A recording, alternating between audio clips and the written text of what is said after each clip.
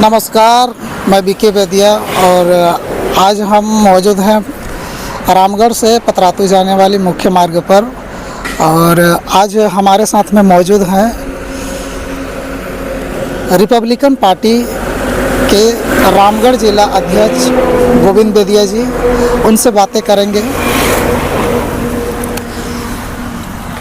अभी झारखंड में देखा जा रहा है कि लगातार सरकारें बनी, लेकिन आदिवासियों के उत्थान के दरें फिर भी कम होती जा रही है। इस पर आप क्या कहेंगे? देखिए, बात ऐसा है कि सबसे पहले है कि इच्छा शक्ति।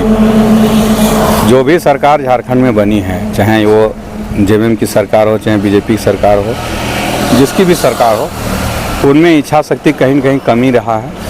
और अभी आप देख रहे होंगे कि जो लोग आदिवासियों के हित में सोचते हैं या जो काम करना चाहते हैं, उनको काम करने नहीं दिया जाता है, जिसका परिणाम स्वरूप अभी हमारे कई उप मुख्यमंत्री हैं, पूर्व मुख्यमंत्री हैं, उन्होंने पार्टी छोड़ा है। अभी तत्काल में चंपई सोरेन जी पार्टी छोड़े। तो चंपई सोरेन का जो भी कार्यकाल रहा, उन्होंने जो कुछ रास्ता में लाने का प्रयास किए, फिर इनको पार्टी के द्वारा इनको हटा दिया गया। फिर ऐसे वर्तमान में जो मुख्यमंत्री हैं हेमंत सोरेन जी बने। तो इस तरह से जो स्वच्छ छवि के व्यक्ति है या जो काम करना चाहते हैं, उनको स्वतंत्र रूप से काम करने नहीं दिया जाता। और यहाँ वास्तव में झारखंड को आदिवासियों का स्टेट है और यहाँ खनिज संपदा से भरा पूरा है, लेकिन आज भी यहाँ के लोगों को साथ उपेक्षा होता है। चाहे वो ज़मीन का बात हो या फिर हक अधिकार के बात हो, चाहे मान सम्मान के बात हो, चाहे यहाँ का बहु बेटियों के साथ उत्पीड़न का हो, चाहे वो शोषण के बात हो। चंपई सोरेन को तो मंत्री पद में स्थान मिला ही था। क्या उनको विपक्ष की पार्टी में जाने के बाद में मुख्यमंत्री के रूप में स्वीकारा जाएगा? ऐसा हो सकता है क्या? देखिए, बात ऐसा है, अब वो तो राजनीतिक के हिसाब से वो अपना गे है और वहाँ क्या कमिटमेंट हुआ है वो तो चंपई जी बताएंगे। लेकिन आप खुद मीडिया के माध्यम से भी हम लोग भी देख रहे हैं, और जो उनकी योजना थी धरातल पर, बहुत सा योजना उन्होंने कारगर रूप से कर रहे थे। 5 महीना के ही कार्यकाल में बहुत अच्छा तरह से कार्य कर रहे थे। और हमको लगता है कि 2 महीना और रहने से उनको कोई दिक्कत पार्टी को भी नहीं थी, सरकार को भी नहीं थी। लेकिन यह पद का समझ लिए कि दुरुपयोग करने के लिए या फिर पद में रह के कुछ कारनामा तो हेमंत सोरेन जी जितना दिन रहे नहीं कर पाए।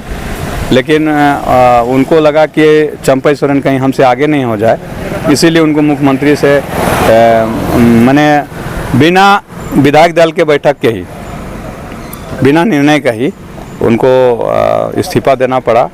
अब उन लोग का अंदरूनी मामला है और इस मामला में हम नहीं विस्तार से जाना चाहेंगे। लेकिन इतना पक्का है कि चंपई सोरेन को कहीं न कहीं लगा कि हम जिस संगठन को सींचे खून पसीना से, अपना सारी उम्र उस जिस संगठन को दिए, उस संगठन में हम अपना दुख दर्द बयां करने के लिए कोई आदमी बचा नहीं। गुरुजी अभी वो ऐसी स्थिति में नहीं है कि वो पार्टी को दिशा और दशा दे सकें, और इन्हीं लिए वो सीनियर लीडर होने के बाद भी, उतना कुछ करने के बाद भी पार्टी से इस्तीफा दे दिया।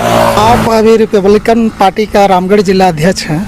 आपका इस पर रामगढ़ जिला की तरफ से आपका क्या कहना है? देखिए, हम लोग को यहाँ पर रामगढ़ जिला की तरफ से या रिपब्लिकन पार्टी की तरफ से हम ये कहेंगे कि चंपई जी के साथ गलत हुआ है।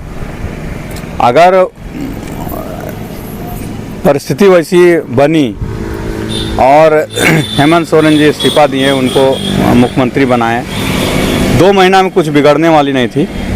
और 2 महीना के बाद आम चुनाव होने वाला है। उस आम चुनाव में फिर से संगठन अगर बहुमत में आता तो फिर से मुख्यमंत्री बनते, हेमंत सोरेन ही बनते तो अच्छा होता है। लेकिन इससे स्पष्ट हो गया कि हेमंत सोरेन जी संगठन के लिए नहीं, राज्य के लिए नहीं, वो सिर्फ सत्ता के लिए राजनीति करते हैं। वो अपना कितनों ही ढोंग रखते हैं, लेकिन सब लोग जान रहा है कि हेमंत सोरेन जेल से निकले, हमको लगता है 1 महीना भी नहीं हुआ और वो फिर मुख्यमंत्री बन गए। ये तो बिहार में नीतीश कुमार करते हैं, सुबह में किसी दल से मुख्यमंत्री रहते हैं, शाम को किसी दल से मुख्यमंत्री रहते हैं, तो उनका हमको लगता है कि चेला है। अभी वर्तमान में चंपैदा विपक्ष पार्टी ज्वाइन किए हैं, और इस पर क्या इस बार का राजनीति में कुछ बदलाव आ सकता है क्या? देखिए, जहाँ तक भारतीय जनता पार्टी हो या आरएसएस हो, हम झारखंड के लिए वो लोग सूटेबल नहीं हैं। यह बात हम इसीलिए कह रहे हैं कि बाबूलाल मरांडी जब मुख्यमंत्री थे, उन्होंने 28 महीना के कार्यकाल में जो काम किया वह पूरा झारखंड की जनता देखी है और याद करती है। लेकिन जैसे वो अच्छा कुछ काम करना चाहा, वही भारतीय जनता पार्टी उनको पद से हटाया। जैसे हेमंत सोरेन अभी चंपई सोरेन को हटा दिए थे, ये राजनीतिक षड्यंत्र के तहत उनको हटाया गया। फिर अर्जुन मुंडा जी को मुख्यमंत्री बनाया गया, उन्होंने भी अपना कार्यकाल में जो किए कमोबेश अच्छा ही किए। लेकिन जब फिर पुनः गैर आदिवासी को मुख्यमंत्री बनाया गया, रघुवर दास जी को, उन्होंने आदिवासियों के साथ, यहाँ के झारखंड वासियों के साथ, जो मूलवासी और निवासी हैं, उन लोगों के साथ छल करने का काम किया, जिसका परिणाम है कि झारखंड में हेमंत सोरेन की सरकार बनी और झारखंड मुक्ति मोर्चा की सरकार बनी। लेकिन जिस अपेक्षा के साथ यहाँ के स्थानीय लोगों ने झारखंड मुक्ति मोर्चा का अपना बहुमत मत दिया और समर्थन दिया और फुल बहुमत में सरकार बनाई, वह उसके अनुरूप उन्होंने काम करने में असफल हुए।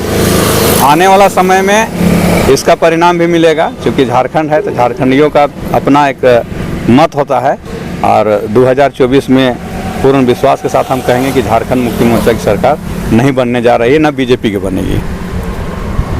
आपको कुछ आकलन है? वही खिचड़ी परोस होगा, जितना जैसे और स्टेट में होता है, 5 गो उस पार्टी से, 5 गो उस पार्टी से, 5 गो उस पार्टी से मिला के सरकार बनेगी। कुछ दिन चलेगी, फिर गिरेगी, फिर चलेगी, फिर गिरेगी। धन्यवाद। अभी आप देख रहे थे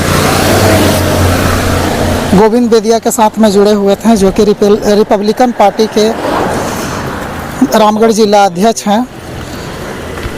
और ऐसी तमाम खबरों के लिए जुड़े रहिए राष्ट्रीय समाचार पत्र द ट्राइबल पोस्ट एवं डिजिटल मीडिया के साथ में। मैं बिक्की बेदिया, जोहार, जय झारखंड।